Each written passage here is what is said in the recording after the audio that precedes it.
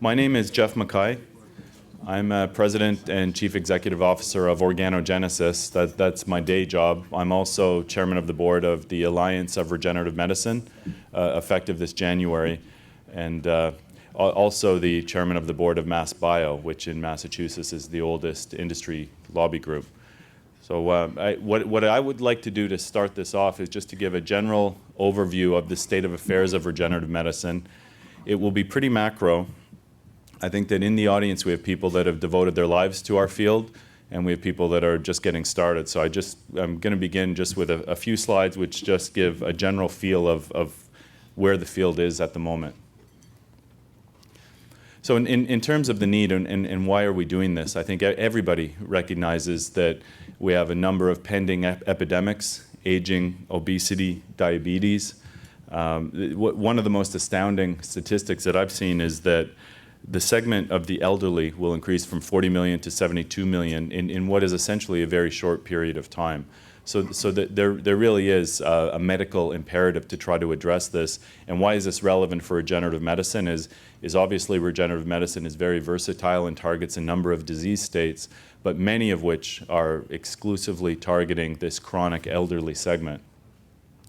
And if you translate this problem into dollars, you can see that, and this is also intuitive, but the older the segment of the population, the more costly they are, and that it's not even linear. It really is an exponential increase as we age. So if you take these numbers and you transpose them into the projected demographic changes, you can see that there really is a pending crisis. There is a budget-busting problem that's coming not only to the U.S. healthcare system, but to the healthcare systems around the world.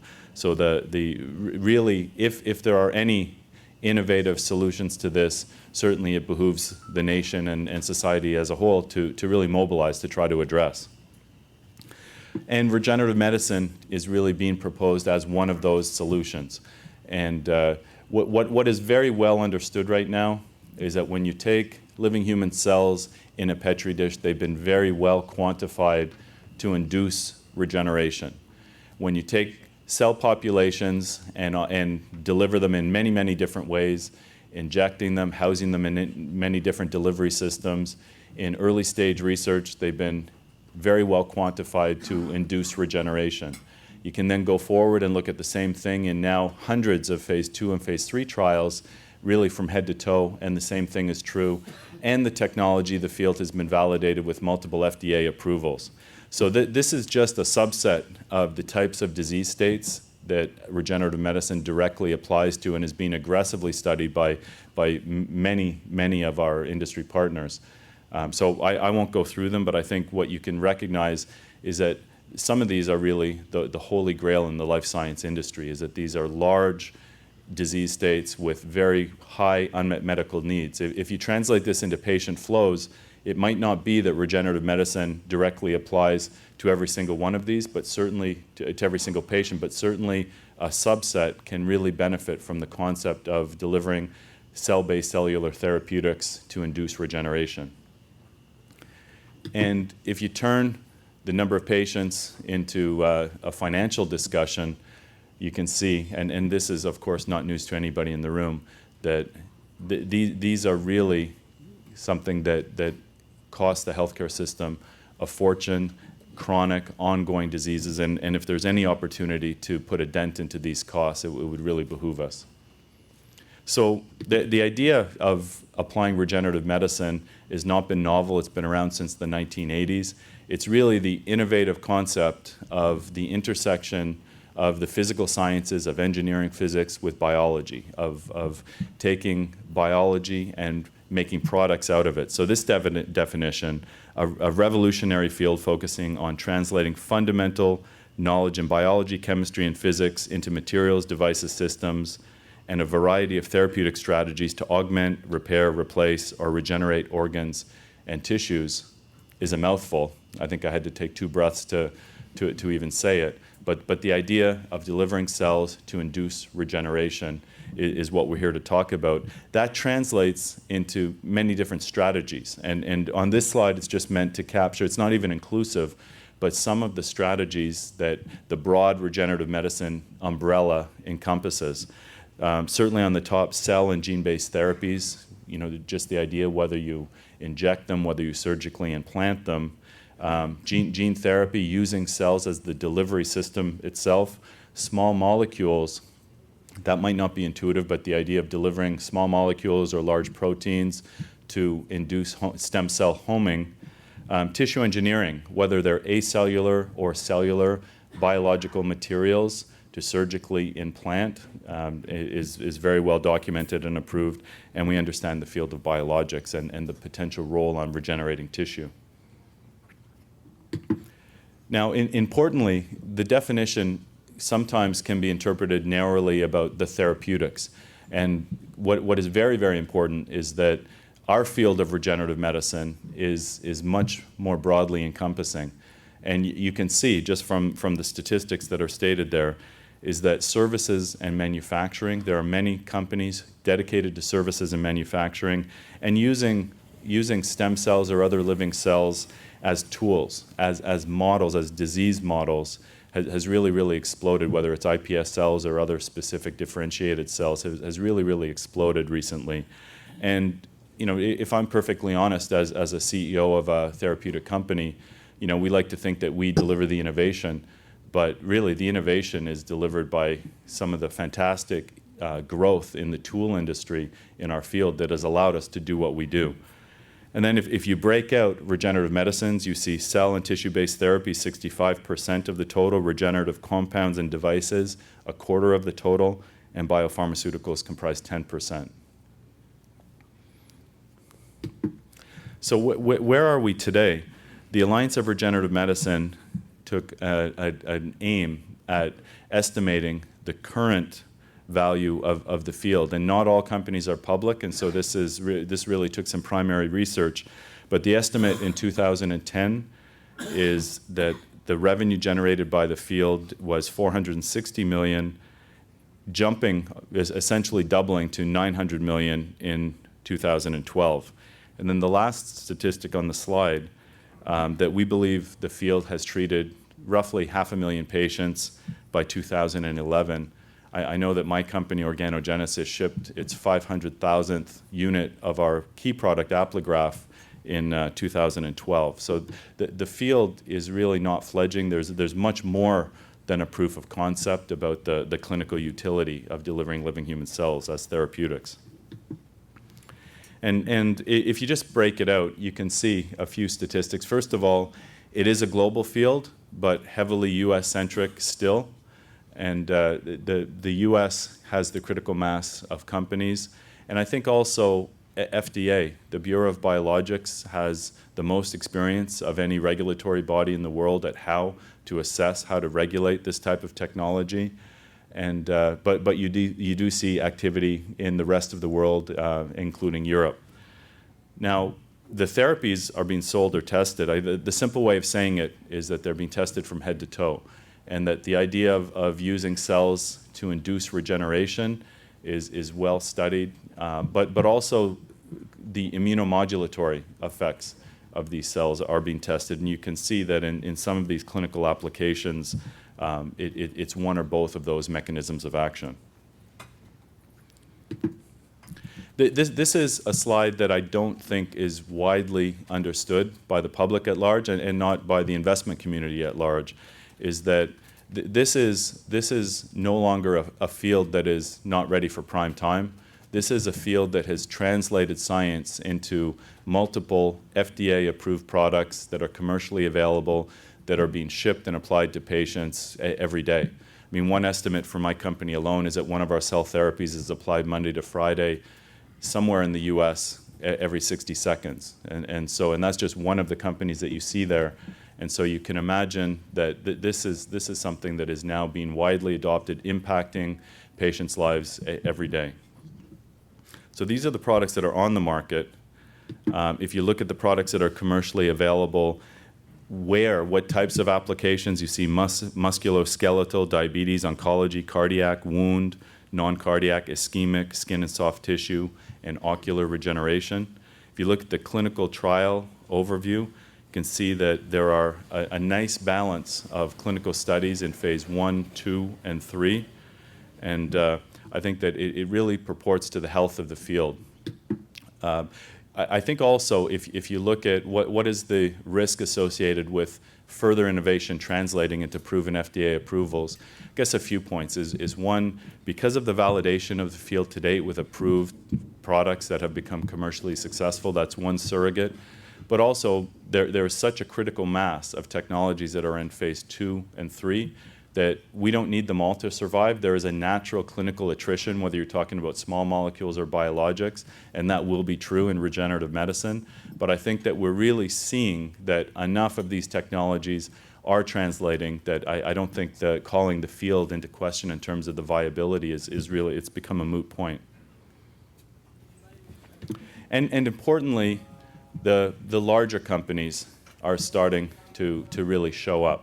And I think that there were a number of years where the perception was that the big medical device companies and the big pharma companies were adopting sort of a watch and wait mentality, where at the regenerative medicine conferences for a few years they wouldn't be there at all, and then there'd be some junior people showing up, but really not big investments. And there were some critical milestones in the field. I think a very important milestone in the recent history was Shire's acquisition of Advanced Biohealing, and last year closed out in December with Smith & Nephew buying HealthPoint, which has an important cell therapy in development. So here you see pharmaceutical and device companies actually making sizable investments, as well as some of the long-term leaders in the field, such as Genzyme, and Pfizer's had a very pronounced presence. So I think that if you look at companies in early to mid-stage, I think many of you know these companies. One thing, and this is just a subjective comment from my part, but as I've watched this field evolve over the last 10 years, you know, akin to the .com, where it was easy to enter the field and you saw companies that had sort of flimsy business plans and management that you would see one meeting and then not see again the following. I think that there's a much more seasoned management team operating, running these companies, and whether it's the early to mid-stage or the mid to late-stage companies, these are real, viable, proven companies that have solid plans, that have staked out therapeutic areas and are in the process of validating them clinically. And as I said earlier, the innovation doesn't happen without the contract manufacturers, service providers, and tool companies. And most of these companies, as you'll recognize, or many of them, are not uniquely focused on regenerative medicine, but all of them have a pronounced commitment, a pronounced investment in innovation in the field of regenerative medicine, and they, as much as anything, have pushed the field along. And then also in terms of the leading research institutions and translational centers, some of the logos that you see here are the institutions that you would expect, and the institutions that have really championed regenerative medicine for the last 2 decades. They're the Harvard, Stanford, Wake Forest, and so forth. But you also see some interesting icons. You see, for example, the Catapult Cell Therapy Center has recently been formed in London, and CCRM has recently been formed in Toronto. And what these are is rather than academic institutions, these are government-funded entities that have a CEO with a business mandate that really have as their remit to translate some of the academic research that's going on in their area into the clinic, and to take products that are just entering the clinic and address some of the challenges that have precluded success in terms of how do you refine the process, how do you scale up. And so this is something that is really meant to bridge a gap, partially bridge the funding gap, but also bridge the knowledge gap in how do you get these cell therapies from academia into tried, proven products. So it's early days for these translational centers, but they exist, they're well-financed, they're new, and I think they're a new constituent in our field to complement everything else that's going on. And then just, you know, we can't really talk about regenerative medicine without talking about the patients, the advocates, and this field. Obviously, government policy relies on advocacy, really, if we're going to continue to refine, improve the government climate. patients play a critical role, but also just changing public opinion. And I think that the field of regenerative medicine has been very successful working with stakeholders to try to really improve and change the climate, and our patient partners have been absolutely essential in that regard. So the Alliance of Regenerative Medicine was formed in 2009, and I think it's absolutely remarkable that we start 2013 with 120 members. And really, I think that in terms of industry, we can say that we have a near complete representation of the industry. But the Alliance of Regenerative Medicine is more than just the industry, as you can see here, is that we have research institutions, we have foundations and associations, and we have the investment community. So it's meant to be the catalyst to advance the field going forward. So that's just the general sum up of where we are. What I'd like to do is to transition to our panelists, and I'll invite them up one by one. They're each asked to talk for 5 minutes, after which everybody will be up here and we'll have a Q&A. So I'd like to start with Susan Solomon, CEO of the New York Stem Cell Foundation. Thanks, Geoff. Where are our slides?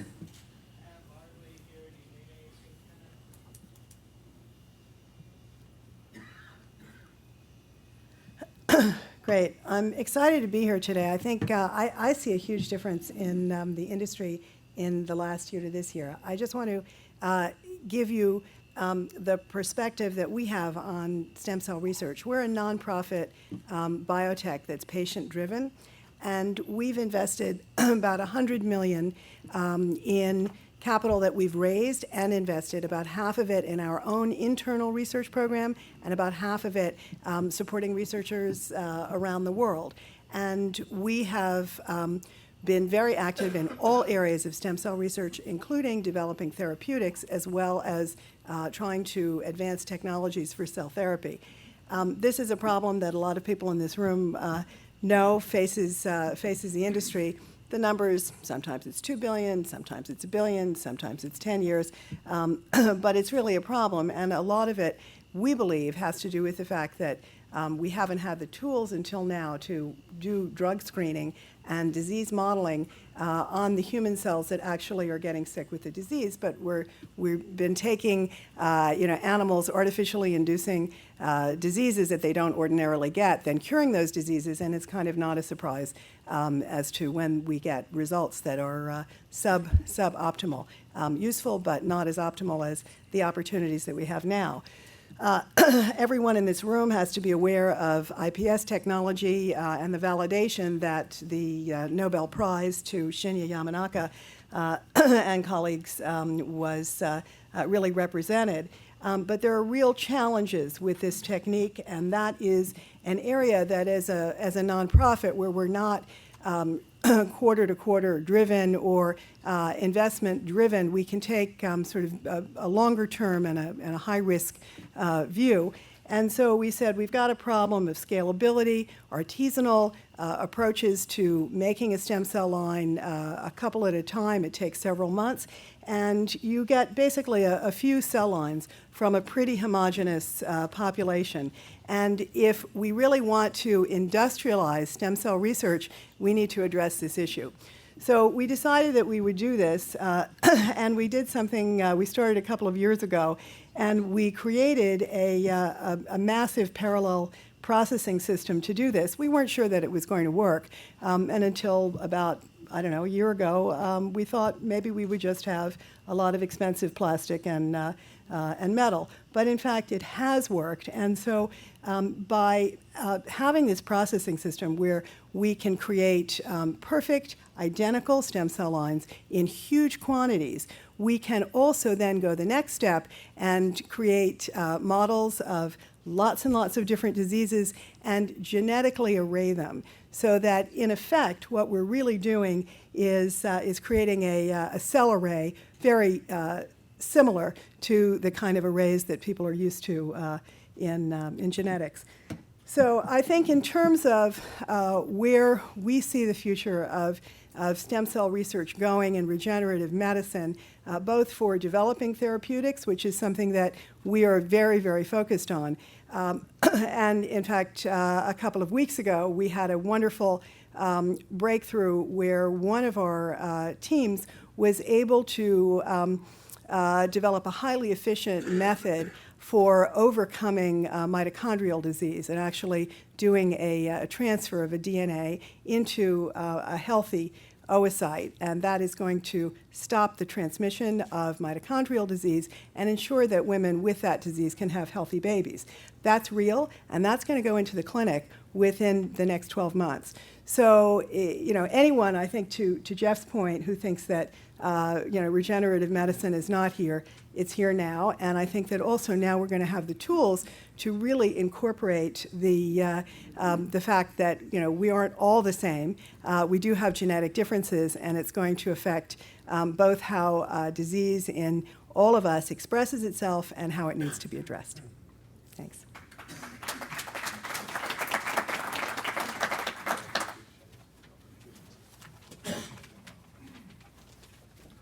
Okay, thank you. With no further ado, Geoff, Jonas, Shire, thank you. Good morning, everybody. Thank you for being here. I was told I was allowed to be a little provocative today, so I'm from New York, so if I'm not arguing with people, I don't think anyone likes me. So I'm going to take the viewpoint that Shire is taking, which is as a buyer of technology, and as an innovator, but not as a seller. And that puts us in a different perspective as we look at the regen med space. I've come out of R&D, and in taking over a business that's been successful in the regenerative medicine space, it's forced me to take a look at what's available and what I think we need to see for this space to continue to grow and to be successful. Shire has made a commitment to the space. I think many of you know that. But I have to say, we still view it as a gamble. We're going to be looking at products through all stages, from early stage development to commercialized products already. But we think it's incumbent upon us and people out here to redefine the space, to make it broader than stem cells, no offense, and to make it broader than stem cell therapies, to remove sort of the narrative that this is simply cells or us. I think Geoff did a nice job earlier to point out that this space is far broader than cell therapies. Cell therapies are important, but for us to be successful, we believe, commercially and scientifically, we have to own the narrative and look for a way to redefine the space in the public's viewpoint. The challenge we face in looking at the technologies is that there are a lot of contrasting opinions about what the best technology might be. Those of you who come from drug development, it's an old perversion of Newton's law, which is the frequency and the rigidity of opinions and the number of experts is inversely proportional to the clinical data that are available. And there are people who argue about whether you should use mesenchymal stem cells, what type of stem cell, and I was saying this earlier today. I got asked yesterday, what do you think about mesenchymal stem cells? And my answer is, I've never met one. What's important are clinical data. And that's one of the lessons that we've learned from Dermagraph, which has been a success for us, but there are a lot of hard lessons that we've taken home from that as we move forward for that product. I think those of you who have commercial products. What's important? Clinical data. We no longer can slip things past the goalie. Having reproducible clinical data is critical to the success of any regenerative medicine program. We see a lot of kitchen chemistry, a lot of site-dependent products that are successful. Site-dependent procedures are anecdotes to us now. We believe that for us to be successful, we have to generate real clinical data that are reproducible with a meaningful effect size. Those of you who remember the stroke world, for example, and some of you know stroke has killed more companies than people, understand the problems with doing subgroup analyses, improperly designed clinical trials. These are the challenges that we face as an industry, and we look at, as Shire, as we look at opportunities that we see every day in the way people design trials, how they include their patients, what patients they include, what sites are used, what clinical definitions are used. So we think these are the challenges that we face today. We also think that all of these programs, and we do this at Shire, have to begin with thinking about what's the regulatory path, what the payers need to reimburse the product, and what you need to do to get the drug approved and, frankly, sold. How do you create a value proposition? And these are the challenges I think we face now. And again, I'll close because I know we have only a few minutes. I think the real challenge is now is to move this area from procedures into drugs, to make these a reproducible product that add value to patients that really can be commercializable. So we remove the stigma that I think still faces the regenerative medicine space, that these are, frankly, money-losing propositions, fabulous science, but will not become products. So again, I've lost my own R&D hat now, which is a little bit regretful because it's a lot of fun. But I think that's the challenges that face us all as people who are interested in the space. So with that, I'm going to stop and thank you all. Thank you, Geoff. To bring up Matthias Steger, Global Head of Research and Technology Partnering at Roche.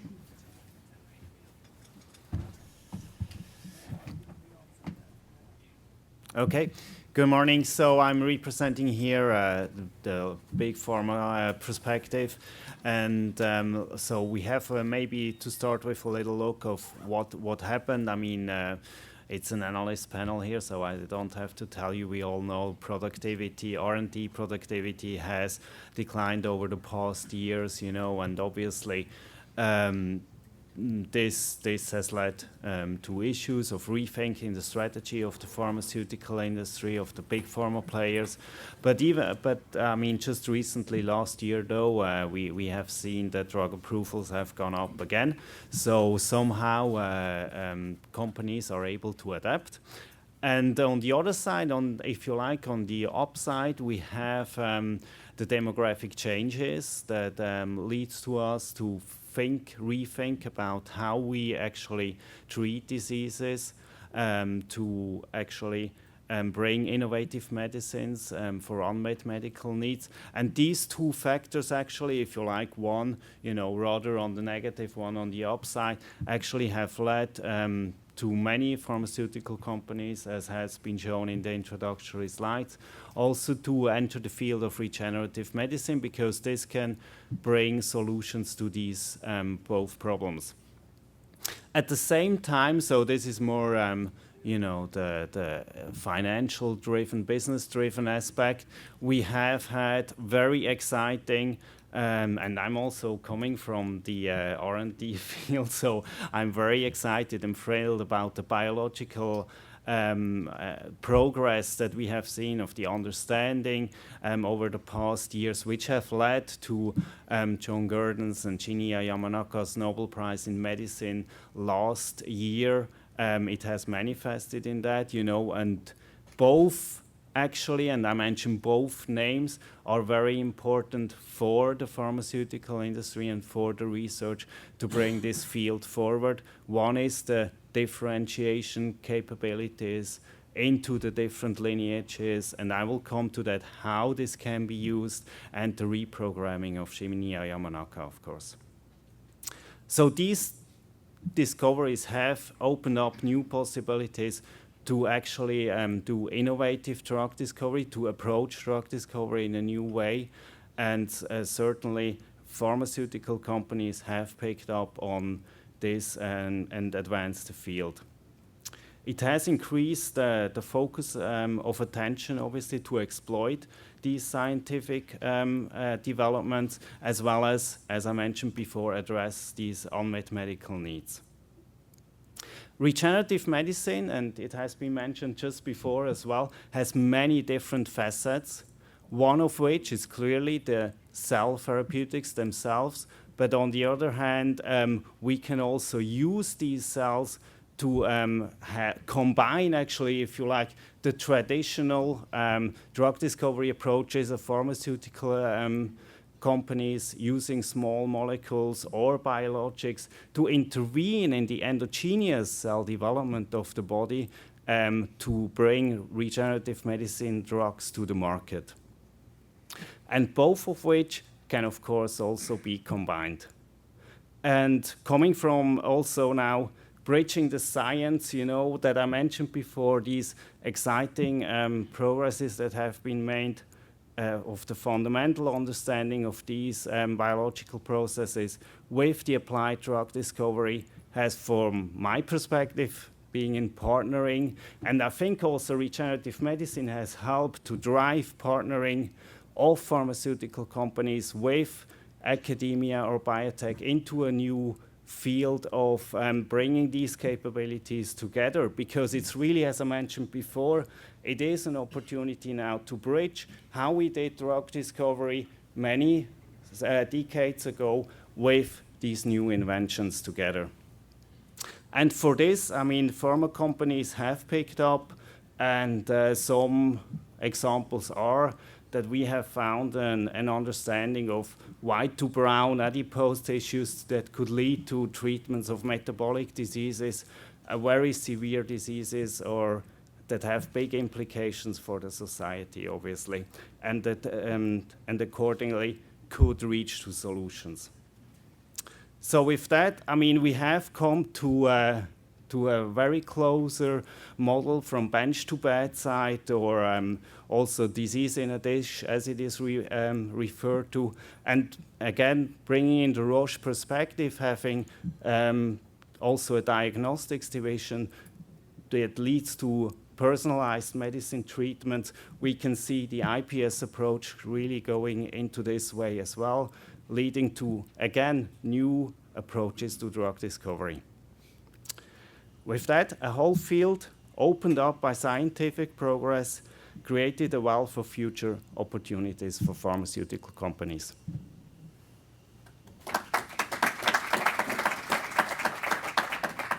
Thank you, Matthias. Call up Bob Shaw, Commercial Director of the Stem Cell Initiative, EMD Millipore. Yes, good morning. Thank you, Geoff, and thanks to the Alliance for inviting us to speak today. I think there's some slides moving forward. So EMD Millipore is a division of Merck KGaA. We're a worldwide company, and we're primarily a tools and technology provider for the industry.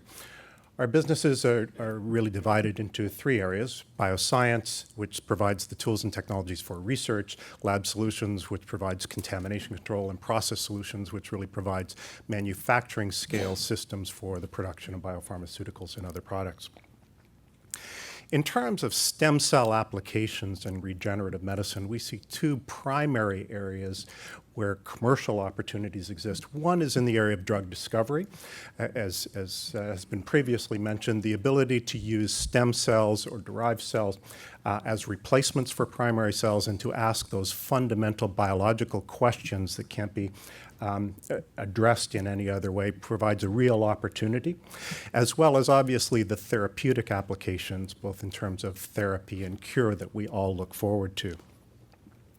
But fundamentally, the challenge that the industry faces and that we see today is this transition from basic research and discovery to industrial scale solutions. And it's this transition that the Stem Cell Initiative within EMD Millipore is focused. We hear a lot about innovation in regenerative medicine and stem cells, and the Stem Cell Initiative at EMD Millipore was one of those. It was funded through an internal venture capital fund to try to address a new and emerging market that was seen as probably high risk in moving forward. But it's primarily focused on these large-scale applications, which we see as the commercial opportunities in the future. As has been mentioned before, there are a lot of drivers in terms of regenerative medicine. Obviously, the clinical demand for regenerative therapies is there. We see a number of commercial activities, obviously Teva's takeover of Mesoblast. We see the success within Cellular Dynamics, their recent funding, and the recent announcement with AstraZeneca is obviously very good signs. But in terms of barriers, there's still the need for scientific validation in terms of both product safety and therapeutic efficacy moving forward. And there has been essentially limited resources for commercial development and funding of the industry as a whole, which maybe will be taken care of at the conference this week. But in terms of a scale that we look at in terms of where the industry is going and where it's headed, we see this as really a market in development. We look forward to the potential in terms of a commercial opportunity taking place between the years of 2015 and 2020. And we see that the clinical successes and the successes within the provider companies will be indicated there. We look at it in a number of different areas. What you see on this slide is process needs, a number of technology tools that we identify as indicators of not only the need within the industry, but of markers for when we see products being developed there, products being commercialized there, and companies being successful there, will be general indicators of success for the industry. And we see those, again, being applied both in the tools and technology space, but also in the large-scale manufacturing side of things. So in terms of where EMD Millipore sits, and as we look at this industry, obviously we're looking to unleash the potential of science. We're looking at being able to provide innovative tools and technologies for the industry.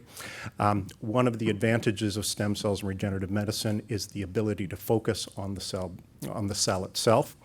So for drug discovery researchers, they're looking for innovative tools and technologies. For the manufacturing folks, it's interesting. What they typically say to us is be innovative, just don't be too innovative too quickly, because the FDA is really looking for tried and true solutions. So we face this dichotomy in the industry. But we really look forward to the potential and the commercial success of both the product providers and the therapeutic companies as they move forward. Thank you very much. Thank you, Bob. Chris Calhoun, Cytori, the CEO of Cytori. Well, good morning. And it's a great week up here because it really sets the tone for the whole year. And one of the things that I was asked to do was really kind of from a CEO chair, kind of the flip side of Geoff Jones is, as an innovator, what do we see in 2013 going forward in the small area of cell therapy? So if regenerative medicine is like the computer age, cell therapy is like the silicon chip. It's kind of that foundational element that was nicely described earlier. That's really the foundation, I think, of what this whole regenerative medicine age is going to become. And so the question that we're asked quite often from investors at the beginning of each year up here in San Francisco is this the year for our little sector in the cell therapy, cell therapeutics delivery space? Is this the year for investors to get in, that they're going to see big returns and growth in shareholder value? And looking forward into 2013, there's three kind of major themes that we're seeing, and we're already hearing actually coming through on the panel. The first theme is that this is a technology that's been in development at some level for a decade or two, and as it's maturing, you're seeing later stage clinical trials, and you're hearing from the companies that are potentially partners that are looking for innovation. They want to see real later stage clinical trials that are very formal, controlled, and real data. And when you're looking around at some of the maturing companies in the field, that's kind of the stage that we're getting into. And this may not be the real data year, but I think there's a lot of the peer companies that are moving into advanced stages. So that's important not only for funding, but for institutional investors to make decisions to come into the space and for partners to come into the space. So I think that's one of the themes that, as this field's maturing, we're going to really start to see mature data coming out. And safety's already been established, I think, generally with adult cell therapy, which is kind of the lion's share of the clinical work. But now we've got to understand, is there a therapeutic signal? How strong is it? How are we delivering it? And really the nuts and bolts of making this a product. The second theme that we see is a continual stratification of the peer group. And I'm talking specifically really about the cell therapy segment of this regenerative medicine, which is a much bigger category. So within the cell therapy peer group, you really are seeing a stratification of the companies in there. And some of the key things that I think are distinguishing these companies are things like partnerships, government contracts, regulatory approvals, access to capital, in some cases even early revenue and showing revenue growth and really getting products out into the market and the validation of that. And I think this is also an area where, a lot of times in an emerging field, a rising tide raises all the boats. But I think we're now moving into a phase that's no longer the case. I think you're going to start to see a real separation of companies and an emerging class of companies leading the field. And I think that's going to be a major theme that we see going into 2013. The third theme is really around the business model of the cell therapy companies. How are we defining what we're doing? What's our approach to pricing, the cost of goods, the regulatory pathway? How clear is that? How are our timelines so that institutional investors can put metrics to our valuation, to our markets that we're growing after, understand the risk discount for that, and you can really start to see increasing valuations. Partners can evaluate this. They can understand where we're going, at what point they want to jump in and partner with the technology, but they've got the ability to really see how that's going to build value into their companies and into their strategies. Barriers to entry. Building patents. Now, again, as this technology is kind of into the 10 to 20 year part of the evolution, you're starting to really see an abundance of patents being issued. They've been kind of incubating there for 5, 10 years. You're starting to really see a patent flow. And I think understanding those barriers, where the lines are drawn, also help institutional investors, but more importantly, also help partners to be able to make decisions about jumping in. And finally, as a therapeutic developing company, we really need to look at the pharmacoeconomic part of the equation. It's not enough to just have good data from trials. I think that that's foundational, of course, but we are moving into a new world where everything has to balance. And it's really about better care, better technology, but also lowering the cost of care overall. And if you can put that holy grail of the trifecta, really, where you better care, better access to care, and lower cost of care, that's where you're going to have a win.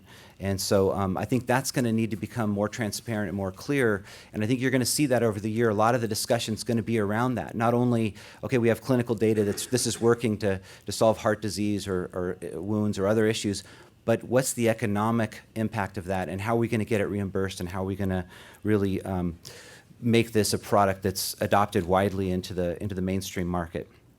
So I have about 30 seconds left. Again, I go back to the fundamental question. Is this the year for the cell therapy field? Is 2013 really the time to jump in as an investor and as a partner? And there's no universal answer. I think that what we need to do is look at these themes, and I think there are winners that are emerging. And by looking at these themes, it's the time to really identify those companies that are meeting those criteria and make decisions based on that. So I look forward to a great 2013. Thank you all. Happy New Year.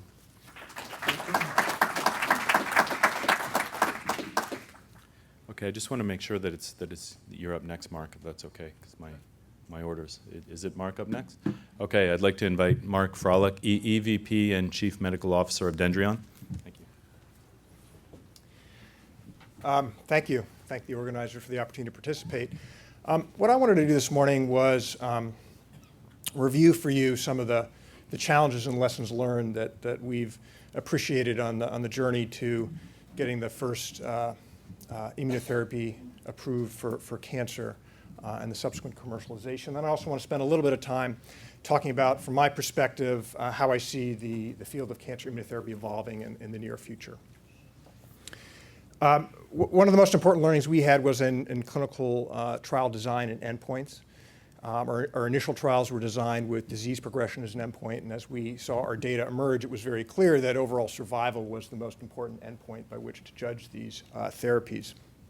As a consequence of those original trial designs, we also incorporated a crossover, which, as you can imagine, would potentially mitigate the observed overall survival effect that you could see. So in retrospect, had we known that overall survival would be the most important endpoint, we would have designed the trials in a way that could potentially have shown an even greater survival advantage.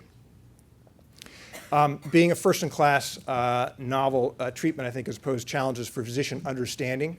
There's an incredibly compelling, I think, story for clinical conviction about how to use this product, to use it early and use it early in the treatment paradigm. But that requires an understanding for physicians to appreciate why you're seeing an effect on overall survival, but not more the endpoints they're traditionally used to seeing, like effects on response or disease progression. And so that's a challenge, and I think as we see increasing number of therapies getting approved in the space, physicians are appreciating they need to get up to speed on immunotherapy and its mechanism of action. Hand in hand with that is the need for biomarkers. I think when you don't have effects that you can discernibly measure after treatment, I think physicians are asking for things that can do to identify those patients who are most likely to respond, and we've been very active in exploring that. We have data looking at clinical parameters like PSA, for example. If you break down our patient data into quartiles and look at those with the lowest PSA, those people had a more than a year survival advantage, and that's very compelling information for physicians when they try to understand how to use it and how to select patients. But I think we can do even better than that. We've identified some immune parameters, both at baseline and after treatment, that seem to correlate with patients doing better, and we hope to develop those further so we actually provide them to physicians and patients to better identify those who are most likely to respond, as well as those who appear to be benefiting after treatment. Logistics and cost of goods is a significant consideration for the bottom line when you think about commercializing a product. So in contrast to even other biologics where you manufacture a single protein and qualify it, when you have a personalized therapy, you need to do that for every single patient. So 3 leukaphereses, 3 infusions that all needs to be scheduled. We've developed an IntelliVenture computer system to do that. It's manufactured manually, and then also the identity testing, potency testing, sterility testing needs to be done for each patient, and that obviously takes resources. So I think when we first launched, the cost of manufacturing, probably exceeded what we were charging for it. Kind of at the end of last year, we're kind of in a 70% COGS range, and by the end of this year, we anticipate being kind of in the 50% range. We're actively working on automating the process, both the process itself as well as the quality testing, that should get us down kind of in the 30-ish% range. And finally, reimbursement and cost density issues. I think we were somewhat surprised when CMS launched a national coverage analysis following our approval, somewhat unusual given that I think the use was anticipated to be very strictly on label. Typically, these are done when there's later in the development of a field when there's a lot of other therapies being used off label. So there was a very thorough analysis there with a national coverage analysis, a health technology assessment, a MedCAC panel. Unfortunately, that turned out very positively for us, and we have very broad reimbursement consistent with the FDA label. But even considerations of dose and schedule, I think one of the things during that uncertainty period for physicians was that the cost and the charges given the therapy was very short, which is very positive from a patient point of view, but from a physician's perspective, would we get reimbursed for this therapy, led to some consideration. So I think what needs to be paramount in the development of these therapies is clearly what is best for the patient, what's most efficacious, but also considerations for how you dose your dose and schedule your product are important commercial considerations. And then finally, talking about how I see the field evolving, I think there's 3 main categories or classes of agents currently in development. One is active immunotherapy, so that's stimulating the immune system by delivering, whether it be antigen or peptide or whole cells, to stimulate T cells to subsequently go on and attack the tumor. And that field has been validated by the success of the Provenge data. But we've also seen some failures recently, the Stimavax data with subcutaneous injection of MUC1 in a liposome. And so I think those kind of things, give one pause to kind of ask, why is it that some of these approaches are working and not others? And I think one of the appreciations may be that there may be some real advantages to an ex vivo approach, to a cellular approach, where you're actually removing those cells from the immunosuppressive environment, where you can engage tens of millions of antigen-presenting cells when you're doing this ex vivo, as opposed to when you inject in the skin and are limited to the number of antigen-presenting cells that you can come in contact with. I think that appreciation that there's some real advantages to ex vivo manipulation has been validated by the really exciting, encouraging results pioneered by Carl June and colleagues at the University of Pennsylvania, and also explored by other investigators, where they're expanding T cells, transducing those to express chimeric antigen receptors that can recognize tumor targets and then have a signaling domain to essentially make all those T cells that are transduced a specific T cell against that tumor antigen. And I think we've seen Novartis make a big bet in that space to try to commercialize that technology. I think there's a lot of scientific understanding we still need to go through. I think there's probably some things unique about the particular target we selected there, CD19, whether that's going to be broadly applicable to all tumors, what the potential side effects of that are. I think need to be worked out. It may be that we need suicide genes in there as well. But I think an appreciation that we have the capability, when you have the cells in your hands outside of the body, to either put genes in or take genes out, I think is an incredibly exciting development. And then the third area is the checkpoint inhibitors. So this is an appreciation for these molecules that are present on the surface of T cells that are responsible for down modulating the immune response. Otherwise, we'd all have rampant T cells growing in our bodies and subject to autoimmune disease. And so the appreciation that one could take antibodies and target those to inhibit them and therefore upregulate the immune response is the principle behind Yervoy or ipilimumab, the anti-CTLA-4 antibody, which led to approval in metastatic melanoma with encouraging results in other diseases, and also the anti-PD-1 checkpoint, which shows evidence of efficacy in other diseases. I think it's clear that not all patients are responding to those, so I think one of the themes or threads that we are going to see in the future is the combination of these different types of therapies, and that if you actually actively immunize a patient, you may be able to upregulate the expression of some of these regulators, making them more susceptible to treatment with some of these checkpoint inhibitors. So I think those are the two major themes that I see over the next few years as one is combination therapies, and two, I think an increased appreciation for the benefits of cellular therapy. And I think the next 5 to 10 years are going to be incredibly exciting for this field.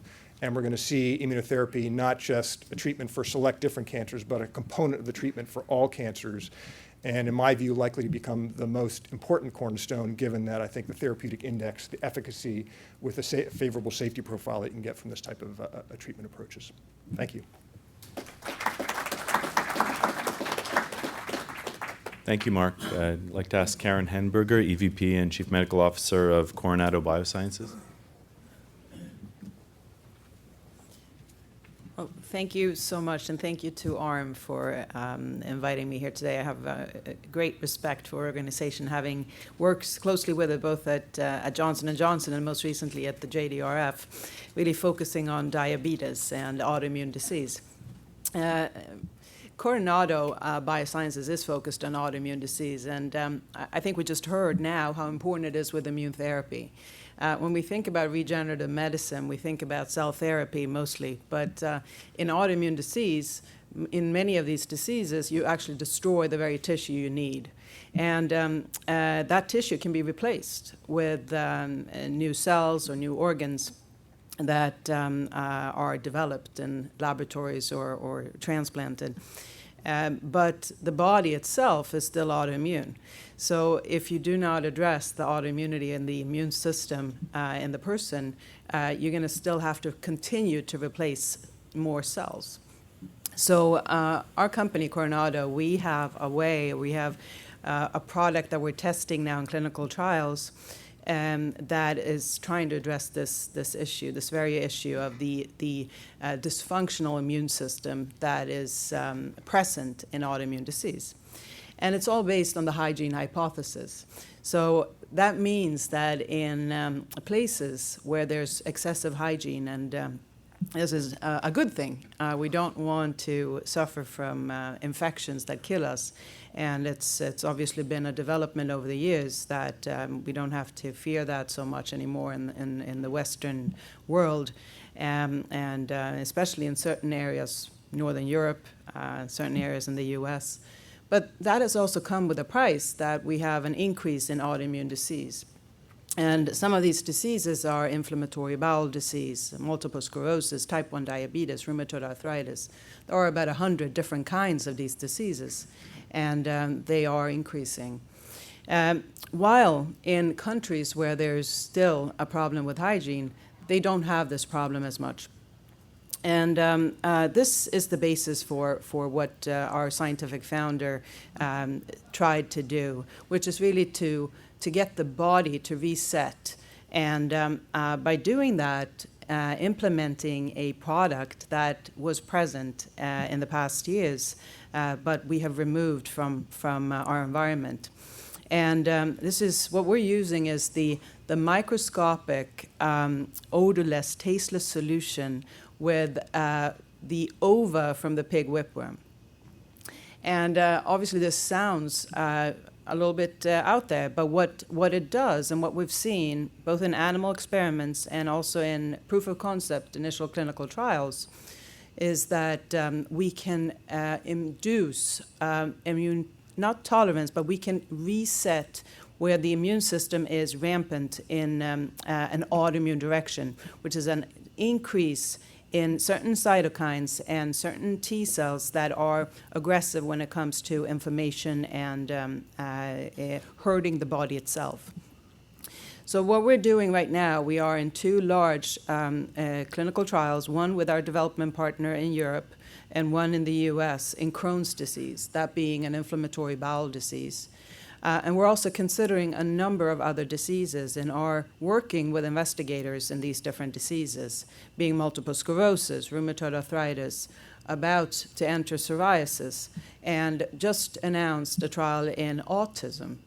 We're also considering type 1 diabetes, which is something that I believe is obviously very, very important from a unmet medical need. But I think also importantly, it's a disease that affects children. It's often diagnosed in children. This is type 1 diabetes in contrast to type 2 diabetes. And in children, you cannot afford to treat them with a product that can have safety issues. Our product is essentially a natural product, and we have not seen any issues so far. Obviously, this has to be tested in large clinical trials. But I think that is a very interesting an appeal from the patient advocacy groups and so on, that we can offer something to these children where there's nothing right now.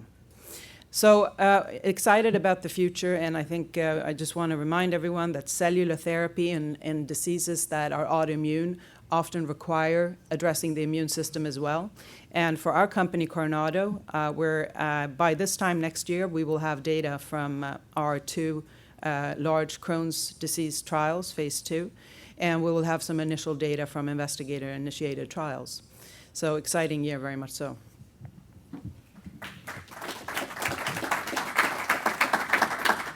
Thank you, Karin. So batting cleanup is Gil Van Bockelen, who's not only the CEO of Advocacy, but until a few short days ago was chairman of the Alliance of Regenerative Medicine.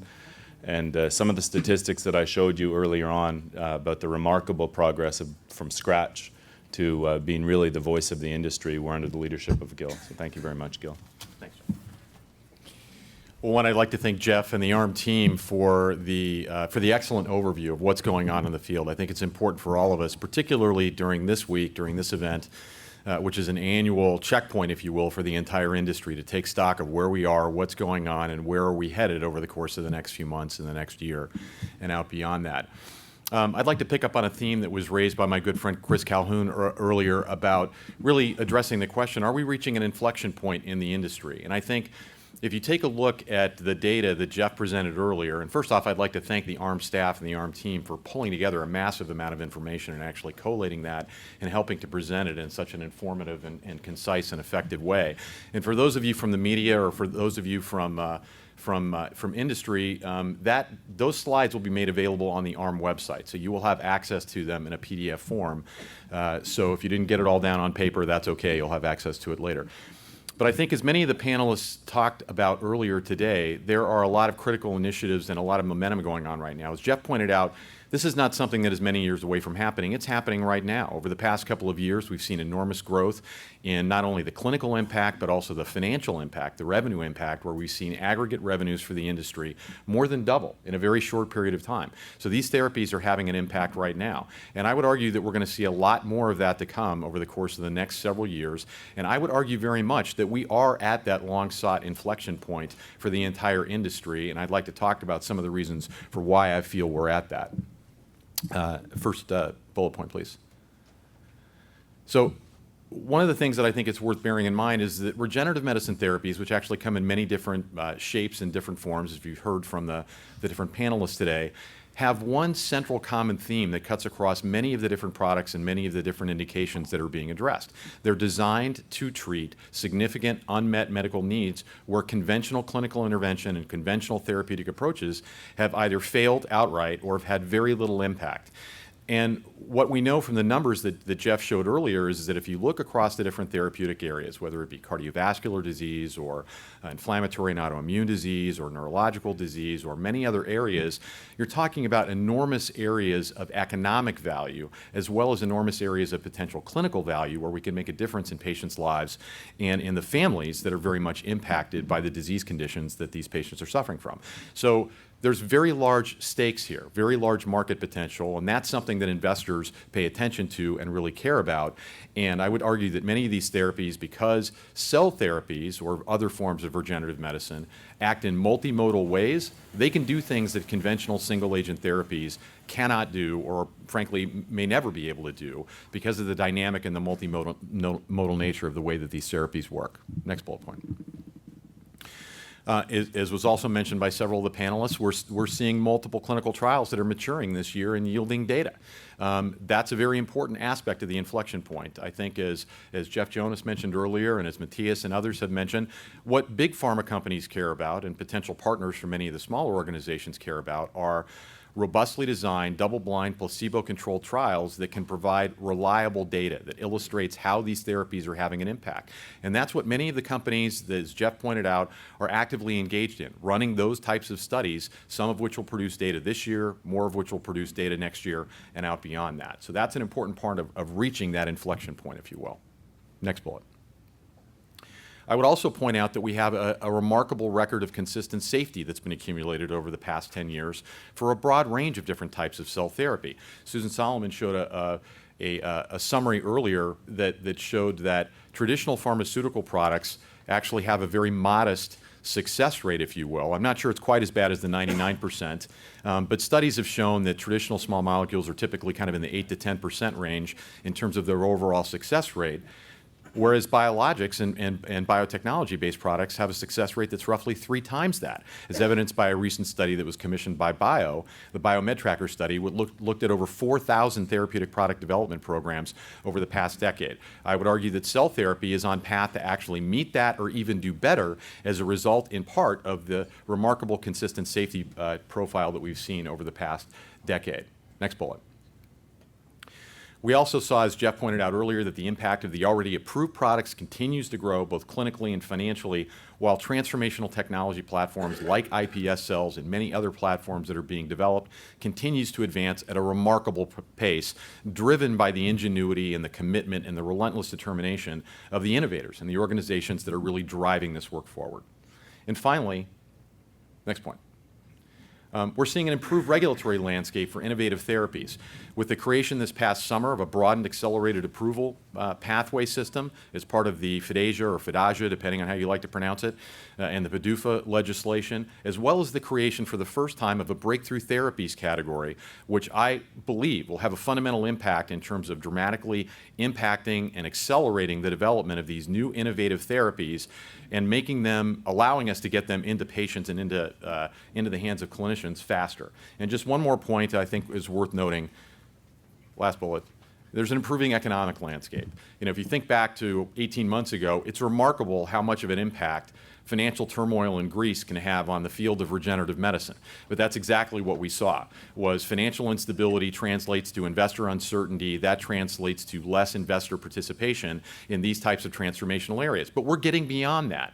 And with an improving economic landscape now, I would argue that the time is right for us to really be able to get off the launch pad, hit that inflection point, and then really see the accelerated advancement and application of these types of products and technologies. And that's going to impact not just the sponsors and the innovators, but the tool companies and the service providers that are instrumental, as was pointed out earlier by Bob and others, that are really driving the field forward. So with that, I think we're going to open it up for a few questions, and happy to cover some other topics. Thank you. Thanks, Gil. I'd like to ask all the panelists to come up, and we'll open it up to Q&A.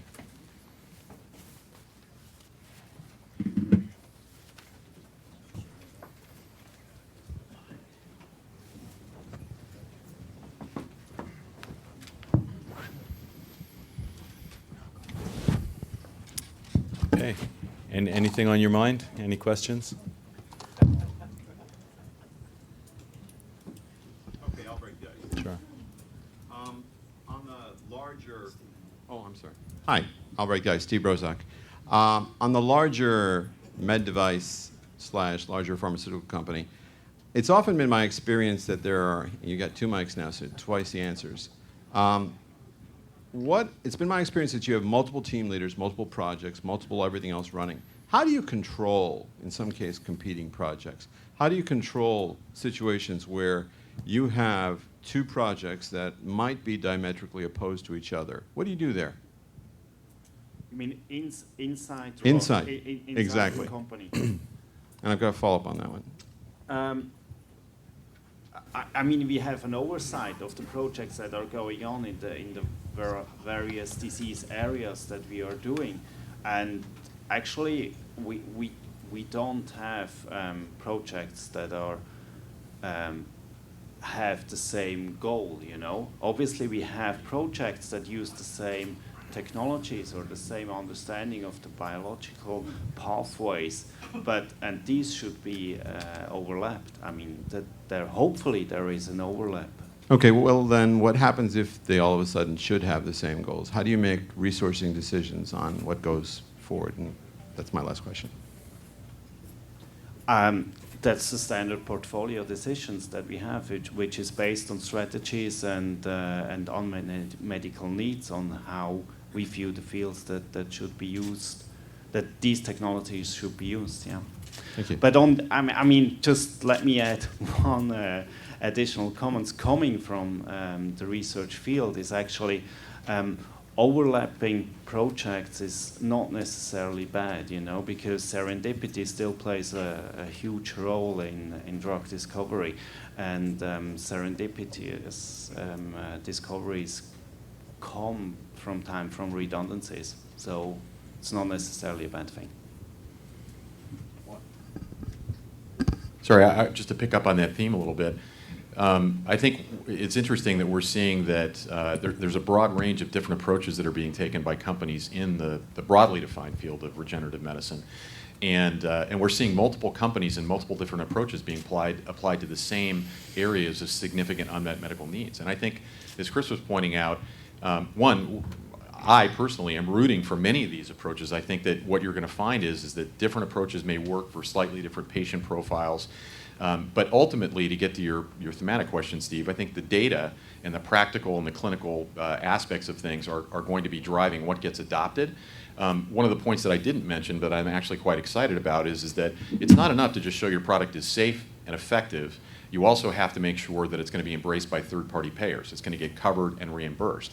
And one of the very interesting developments that's transpired over the past few months is that third-party payers are now coming into are engaging with the Alliance for Regenerative Medicine and part of the community because they understand they've got a deep vested interest in wanting to see these types of therapies approved and ultimately adopted because it can enhance the quality of medical outcomes for their constituency, and it can also have a very fundamental economic impact for them as organizations, which is important whether or not they're for-profit or non-profit.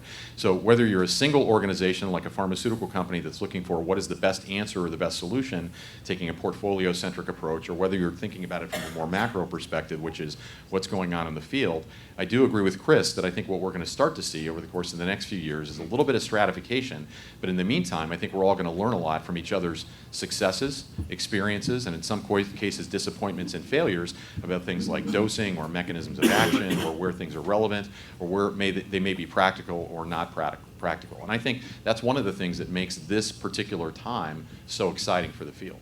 I just want to add one thing. We're actually really comfortable taking two completely different approaches to developing an ALS drug. One is actually working with existing compounds, and another is developing a new compound. And so we just view it as multiple shots on goal for a very difficult disease. Just one other point. I think for companies like Shire and some of the companies I've worked at before, like Forest, if you have a search and develop model, by the time you acquire a program or continue to develop it, you've already made your funding decision. And so you've already looked at some of these factors. So you've already acknowledged up front that you'll allow competition or different approaches so that you don't have the risk, I think, when you have an internal infrastructure that's developed for a particular mechanism of action or a particular orthodoxy. So there is we do have some flexibility in the way we handle that as well. I think another way of doing that, which is, I think, done much more now in big pharmaceutical companies, is to have external innovation. So you're partnered with maybe a smaller company, and you have a venture arm that sits and works together with the little company, and you can run products and projects really in parallel. I mean, that's optimal. I think in-house is always going to probably be the preference, but I think that would be the optimal solution, where you can also allow for some of the infrastructure in the large company to be utilized by the little company. So Steve, the other thing I think from a cell therapeutic point of view is when you look historically and you're developing a pharmaceutical, it's a drug that goes in with an agenda and it's going to have benefit over time and it's going to kind of fade.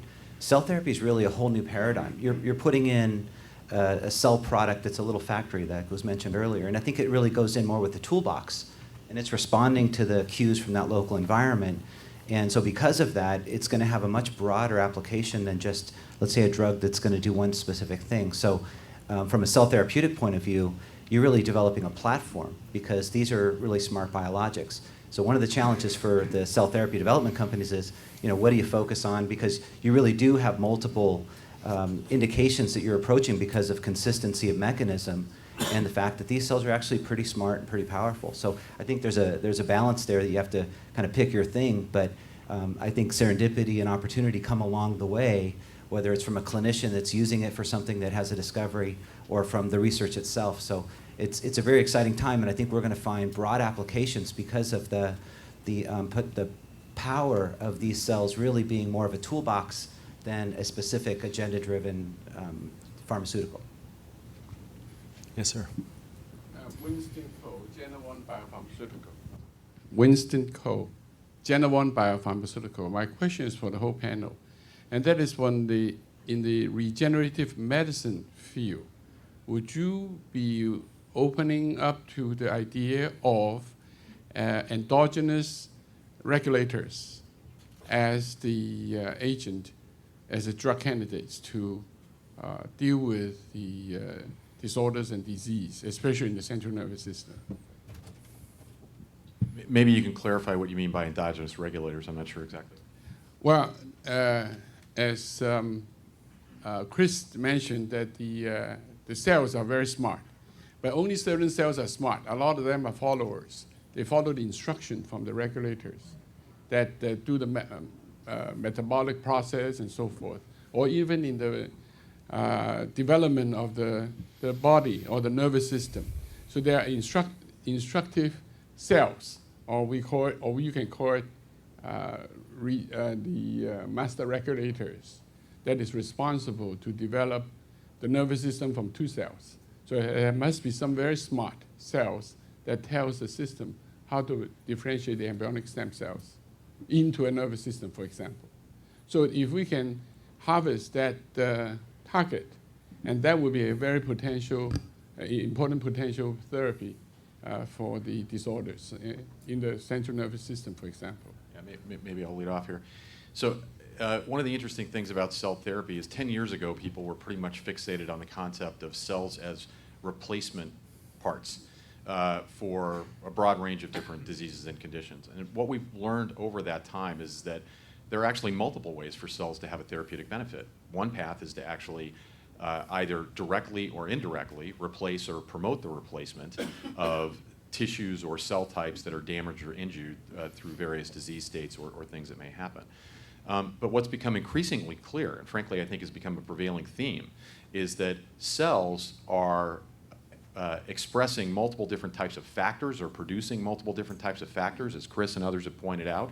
And that happens in a dynamically regulated way in response to the environment that these cells are actually encountering or being introduced into.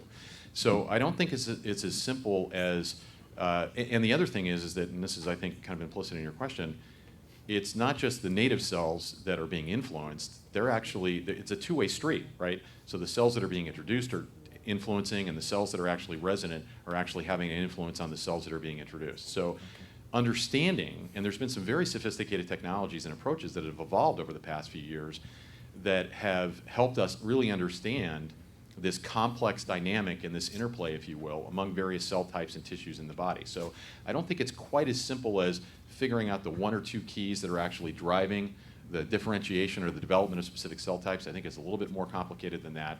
But I think in some ways that illustrates the power. That's true. The system biology would focus on that particular cell that give all the instructions. And well, anyway, the reason why we talk about it, because our company do that. We spent over 15 years to find that. Yeah. And then we bring it to phase 2 now, and we're presenting in 1045. That in itself is almost perfectly fit into the regenerative medicine, in the sense that when the disease happened, it sent out signals. And if the receptor is activated with that intelligent regulator, then it would send the proper signal down to express certain genes. As you say, it's a two-way traffic.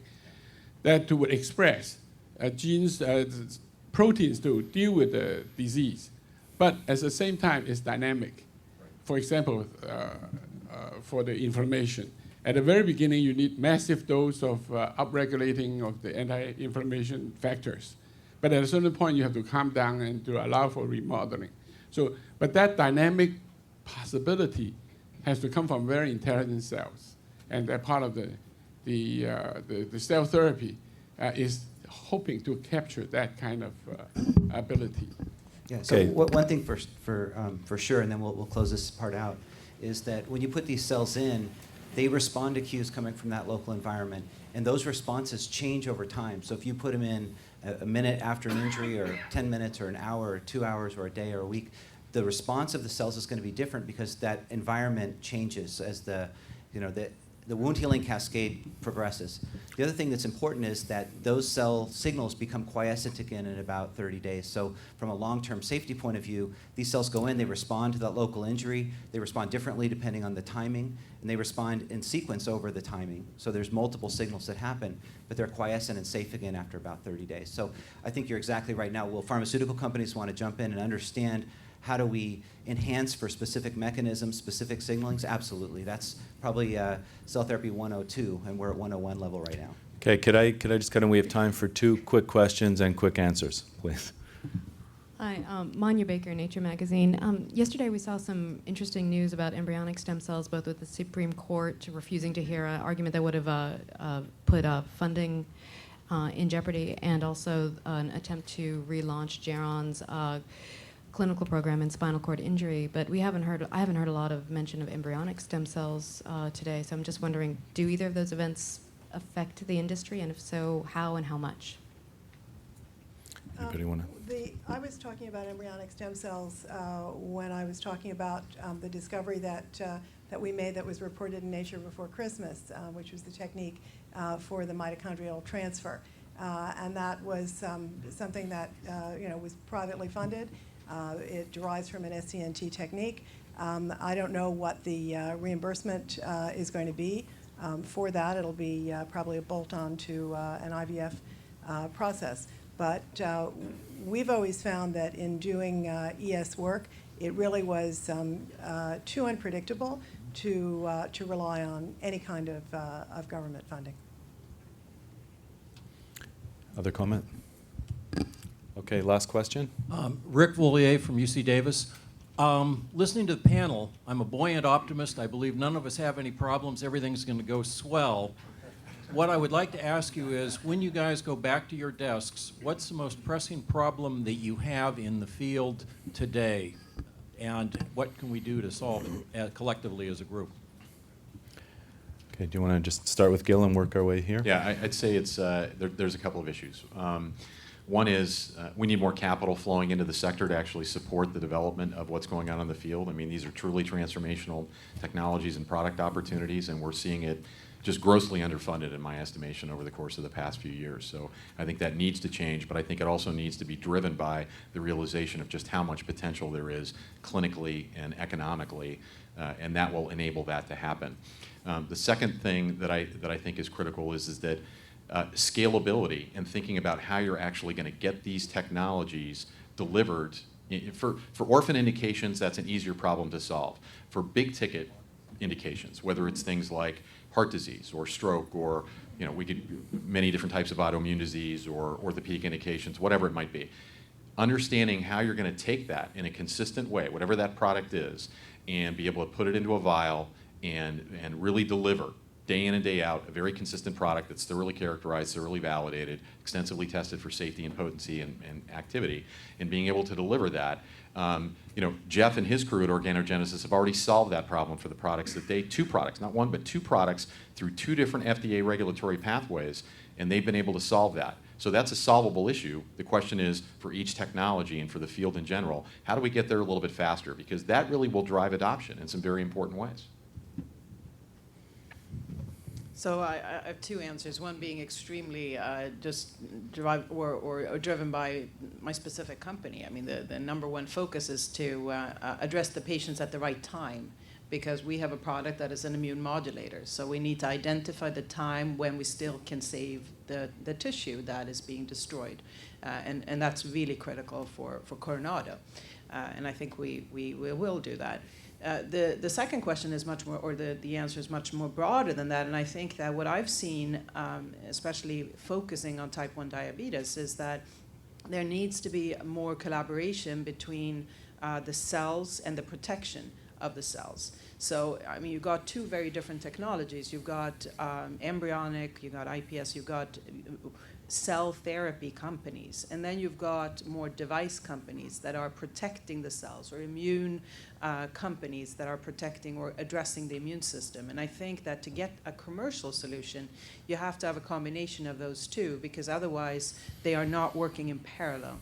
And there has to be an incentive and a commercial model for these to be coupled. And that's when we can get to a solution that actually can be provided to patients, which is what we all want.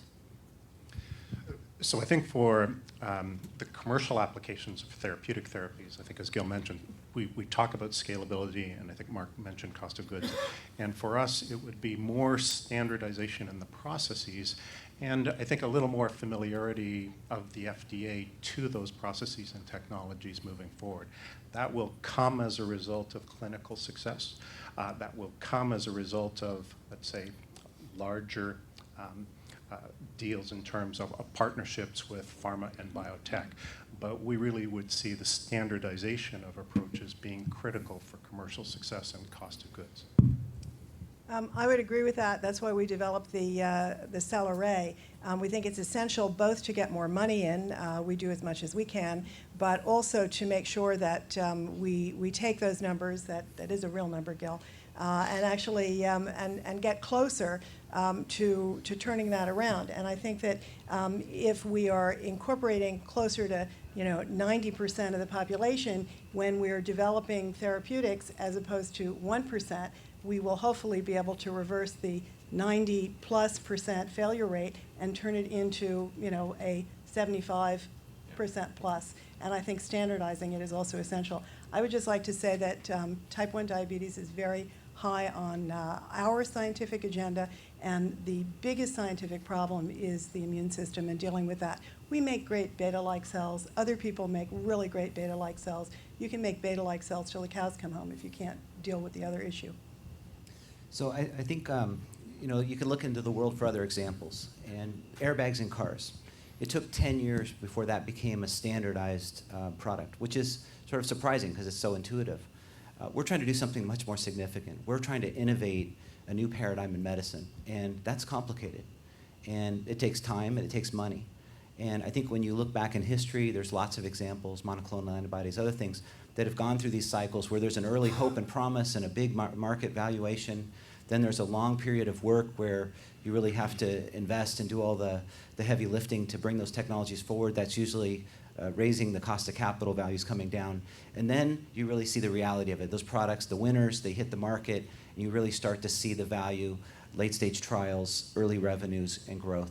And I think for this field, we've kind of gone through that cycle, and I hope what you're hearing from us today is that I think we're in that last phase. We're at late-stage trials, we have early revenue, we're seeing growth, there's new technologies on the market that are helping people, and so you got to pick those companies that I think are, as much through that cycle as we can, but we, collectively, we as an industry are really moving this new innovation into the markets and through the clinical and regulatory requirements. And I think investors who have been patient, but maybe not infinitely patient, frustrated with the dilution and the heavy cost of investment and capital, the impetus is on us. We've got to get this as fast as we can, but as robustly as we can into the markets and start delivering real returns for investors. And I think that's when you're going to really see the inflection point. And I hope we're there.